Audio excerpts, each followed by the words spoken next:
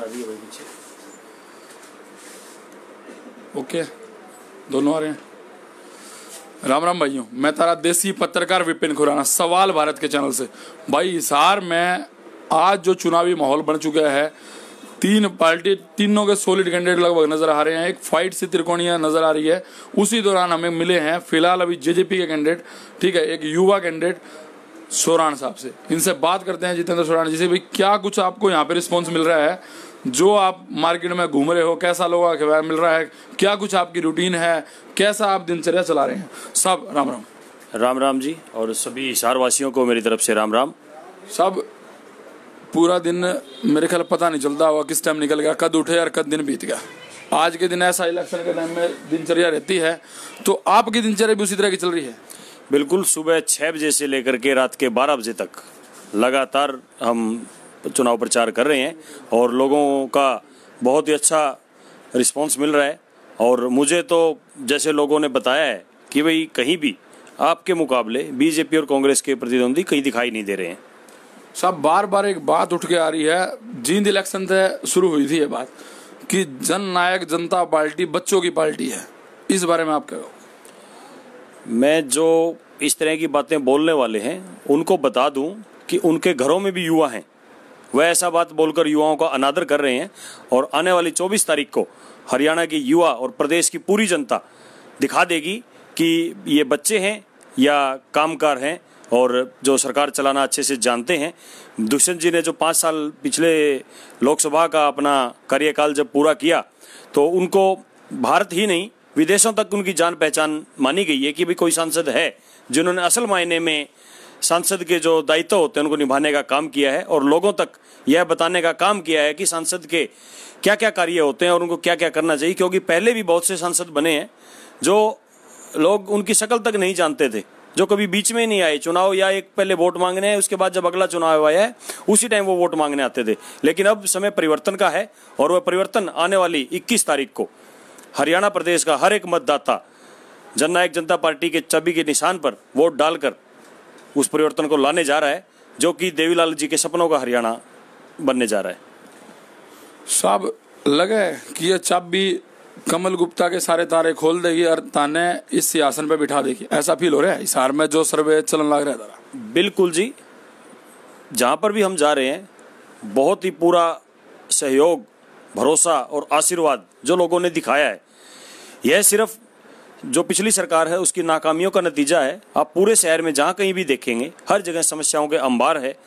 जो बीच के रास्ते हैं उनको चमका करके दिखाया जा रहा है कि हमने बड़ा विकास किया है, लेकिन विकास के नाम पर एक ईंट भी शहर में नहीं लगाई गई। सिर्फ और सिर्फ अखबारी बयानबाजी, एयरपोर्ट, और उसी के ऊपर पूरी सरकार 5 साल एयरपोर्ट के ऊपर निकाल दिया। लेकिन एयरपोर्ट की जो हालात इस सरकार के आने से पहले थी वही आज है। जेजेपी के युवा सांसद या सुप्रीमो कह लें साहब, उन्होंने एक इल्जाम लगाया कि भाई जो अभी अमित शाह जी आए थे उस स्टेज पे ना तो बराला साहब थे ना खट्टर साहब थे, फूट दिखने को मिल रही है बीजेपी में। आपको भी लगता है ये चीज? बिल्कुल है जी। आप देखें तो सबसे लंबी चौड़ी जो लिस्ट थी उम्मीदवारों की वह बीजेपी के प्रत्याशियों की रही है। तो यही है, जो सरकार जिसकी भी होती है वहां पर इस तरह की बात होती है कि वर्कर ज्यादा होने के कारण वह अपनी मांग रखते हैं कि भाई मुझे टिकट दी जाए और उसका 100% हमें उस चीज का फायदा होगा और भारतीय जनता पार्टी को उसका नुकसान भुगतना पड़ेगा। सब इससे आपको क्या बेनिफिट होगा अगर इसमें फूट पड़ी है? आज कांग्रेस का भी जो हाल है वो किससे छुपया नहीं है। जो हाल साहब आज देखा जाए बीजेपी का हो रहा है, क्योंकि कमल गुप्ता जी पे कई लांछन लग गए। एक तो भाई साहब मुख्यमंत्री जी पे लग गया गर्दन काट दूंगा, गेले इन्होंने एक बात कह दी बिना सिफारिश के नौकरी नहीं लगेगी। भाई इससे आपको आपके इलेक्शन को कितनी फायदा होगा और आपको कितना किससे रुझान में फायदा मिलेगा? देखिए, हम किसी की भाई नेम या नाम लेकर के बात नहीं करेंगे, लेकिन जो भी और फायदे नुकसान की जहां तक बात है तो हर पार्टी दूसरी पार्टी से फायदा उठाने की सोचती रहती है, लेकिन हमारी वह नीति नहीं है। हमारी पार्टी के जो भी साथी थे, कार्यकर्ता हैं, आज भी पहले दिन से लेकर के आज तक एकजुट होकर सभी लगे हुए हैं। बाकी कांग्रेस का आपने हाल देखा है और बीजेपी का हाल आप देख रहे हैं कि गली गली, जगह जगह, कॉलोनियों में, मोहल्लों में, सेक्टरों में इस सरकार की नाकामी के खिलाफ लोगों ने बोर्ड लगाए हैं, विरोध प्रदर्शन किए हैं। और अभी भी जब विधायक महोदय जब वहां पर वोट मांगने जा रहे हैं तो उनको विरोध का सामना करना पड़ रहा है। जो विधायक महोदय का विरोध हो रहा है उस तरह लगा है कि आपने कि मैं फायदा होने वाला है। बिल्कुल, आज जनता ये चाहती है कि जो भी उनका प्रतिनिधित्व करे वह उनके बीच में रहने वाला हो, और मुझे अपने छोटे भाई और बेटे के रूप में हिसार की जनता स्वीकार कर रही है, जिसके लिए मैं उनका आभारी हूं। और आने वाली 24 तारीख को इस पर मोहर लगाने का काम हिसार की जनता करने जा रही है। जेजेपी के आपके प्रिय विधायक सांसद साहब ने एक बात और कही है, कल ही रात को मैं लाइव आ रहे थे वो देखने लग रहा था, उन्होंने स्पेशली कही भाई बीजेपी ने एक भी साहब कह रहे थे मुख्यमंत्री साहब कि भाई मैंने कोई भी बाहर का आदमी अपॉइंट नहीं कराया, और दुष्यंत चौटाला जी दावा कर रहे हैं कि भाई इन्होंने बाहर के आदमी ही अपॉइंट करे, यहाँ पे तो सिर्फ चपड़ासी लगाने का काम करे हैं। एक बात बताइए, घर का काम घर से चलता है। हरियाणा प्रदेश की जो जनता है वह हरियाणा के जो लोग हैं, जो नेता हैं, उनको ज़्यादा समझती है अच्छे से। वहाँ पर बाहर के लोगों को ला करके चुनाव प्रचार करवाना मैं इसको उचित नहीं समझता। ये सिर्फ और सिर्फ पैसा उड़ाने की बात है। आज उनकी सरकार है, वह पैसा उड़ा रहे हैं और वह पब्लिक का पैसा उड़ा रहे हैं। आने वाले समय में उनको इसका भी भुगतान करना पड़ेगा, जैसे पीछे भी ये करते आए हैं 2-3 बार। हिसार में भी मैं ज़्यादा बार की बात ना करते हुए 2-3 बार 5 साल में ऐसे प्रोग्राम हुए कि जिन पे करोड़ों रुपया, सिर्फ करोड़ों रुपया पानी की तरह बहाया गया और उस पर विकास के नाम की कोई चीज़ नहीं हुई। जैसे अभी पीछे आपने एयरपोर्ट की बात की थी, एयरपोर्ट बंसीलाल जी की जो सरकार थी उस टाइम से लेकर के आज तक एयरपोर्ट का वही हाल है। लेकिन उस पर अब इन पीछे वाली 5 सालों में 10 से 15 करोड़ रुपया खर्च करके उस पर राजशाही फंक्शन करके पैसा उड़ाया गया है, और हालात ज्यों की त्यों हैं। मैं एक भी हिसार के जो निवासी हैं उनसे पूछना चाहूँगा, और उनसे मेरा सवाल भी है कि क्या किसी हिसार के आम नागरिक ने उन हवाई जहाज से दिल्ली या चंडीगढ़ का सफ़र किया है? यह बिल्कुल कोरे झूठ है इनका, अखबारी बयानबाजी चुनावों के प्रलोभन देने के लिए। और मैं नहीं मानता कि जब तक यहाँ की जनता उचित शिक्षा, रोजगार और रोटी, कपड़ा और मकान उनसे जब तक वंचित है, तब तक मैं नहीं मानता कि एयरपोर्ट हमें चाहिए। उसके बाद एयरपोर्ट चाहिए। यहाँ के लोग भूखे हैं, विकास को तरस रहे हैं, तो एयरपोर्ट बनाने से क्या होगा? सबसे पहले नीचे का विकास हो, उसके बाद ऊपर की बात हो। सब आपका मैनिफेस्टो आ गया? बिल्कुल आ गया जी। तो उस सब जहाँ पर थे कि मैनिफेस्टो आपका आ गया, उसमें कोई 2-4 ऐसे पॉइंट जो हिसार के लोग या हरियाणा के लोग काम आते हो, जेजेपी जो दे रही है उस पर? सब जहाँ तक सबसे पहली जो बात है रोजगार की, जो पूरे हरियाणा प्रदेश के लिए एक बड़ी समस्या बना हुआ है। हमारे जो युवा हैं काफ़ी संख्या में बेरोजगार घूम रहे हैं। हमारे माननीय जो मुख्यमंत्री आज के दिन हमारे हैं मनोहर लाल खट्टर जी, उनको तो यह भी नहीं पता कि प्रदेश में बेरोजगारों की संख्या कितनी है। अभी पीछे उन्होंने एक बयान दिया था कि 1.25 लाख हरियाणा में बेरोजगार हैं।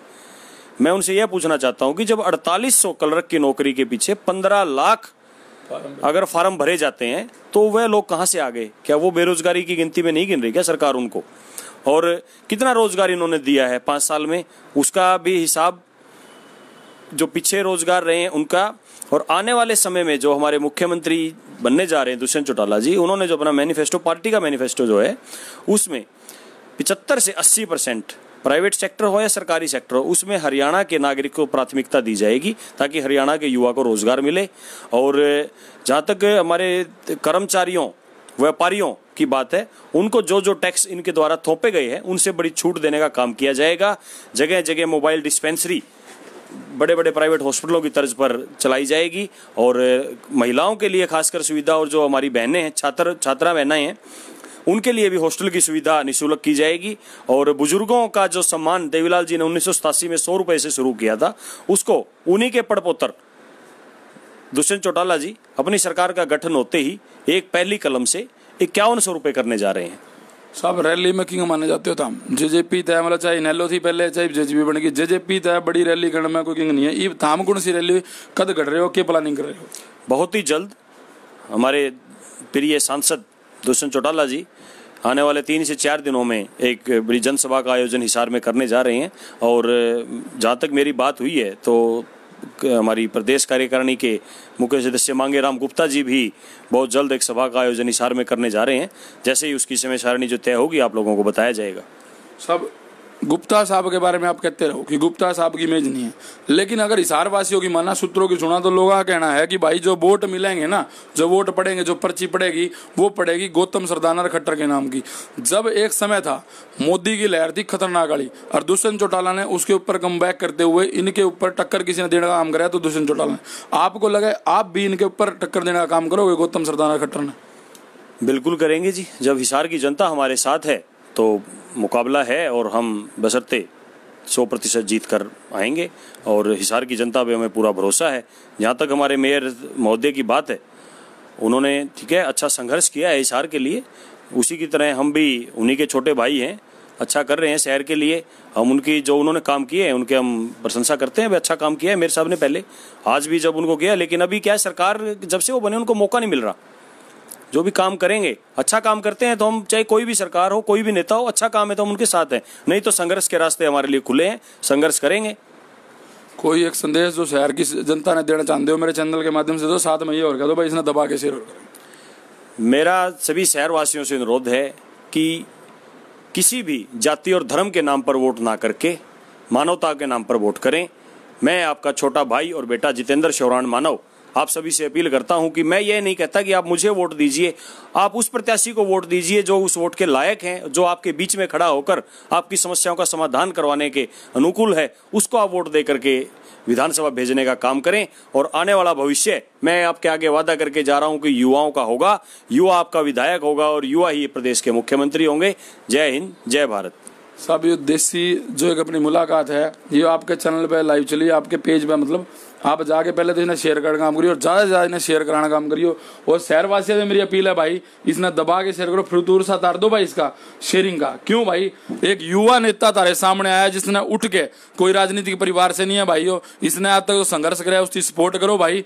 अगले एक ही बात कहूंगा भाई, बने रहो सवाल भारत के चैनल पर, देसी पत्रकार विपिन खुराना। Thank you. बहुत बहुत ठीक है, आओ अंकल जी।